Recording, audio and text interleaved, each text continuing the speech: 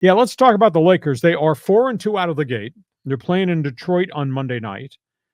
I know that the theory is J.J. Redick is a bright mind, got this big playbook. I know the theory is we're going to run the offense through Anthony Davis.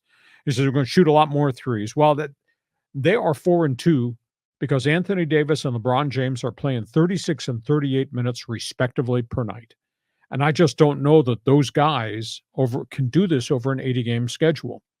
They've got nothing yet out of Dalton Connect. The number one draft pick was supposed to be the three-point shooter. They're getting a little bit better play from Rui Hachimura at the 1 forward position, and he is a starter. Bench has not contributed. I mean, they are relying on AD and King James to carry this thing, and those guys are playing so many minutes. I just don't know that this is the right formula for the Lakers to be using. Clippers are 2-4. I just fear it's going to get worse before it gets better. You can't ask James Harden and Zubac to play 40 minutes a night, and that's kind of what's going on. And Harden has good games, and then Harden doesn't have good games. Maybe the key to them hanging in there and being a 500 team is going to be Norman Powell. He's had some huge games, scored 37 the other night, and he's a big shooter. He's a big body outside guy, but they just don't have enough. I look at the roster, I say, none of these guys are difference makers.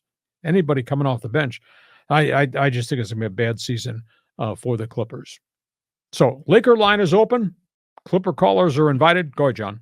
Yeah, the ladies line. Get the ladies line going. You know, it was J.J. Redick still chirping, going up and down the sideline, and is he wearing out his welcome already? Not wearing out his welcome, but he is animated. He does talk a lot. He probably drinks a lot of Red Bull before the game and mixes it with coffee. He is the correct term, hyper? Mm-hmm. He's interesting to watch. I'll guarantee you that. Now, players are buying into it, but I go just back to my original statement. This can't just be about AD and LeBron. You've got to develop other guys, especially guys off the bench. It's insulting to say these old dogs, but these guys got a lot of miles on them.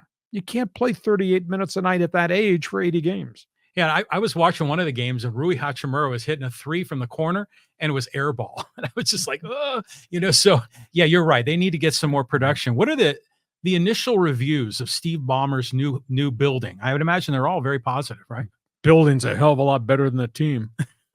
That's all I can say. Yeah, it's state-of-the-art Star Wars and all that. And they just don't have enough players. You know, free agency next summer going to be really interesting because they're going to have, I think, a fair amount of space with a salary cap. And does Kawhi Leonard retire? He can't play. They're saying every time they use a word about Kawhi now, it's also in the sentence, the word is indefinite. He's not playing, not practicing. It just sounds like the years when Bill Walton was with the San Diego Clippers. Yeah. He was just always hurt. But then he eventually went to the Celtics and won a championship. So Kawhi may still have a good future. Okay, we go from all things NBA.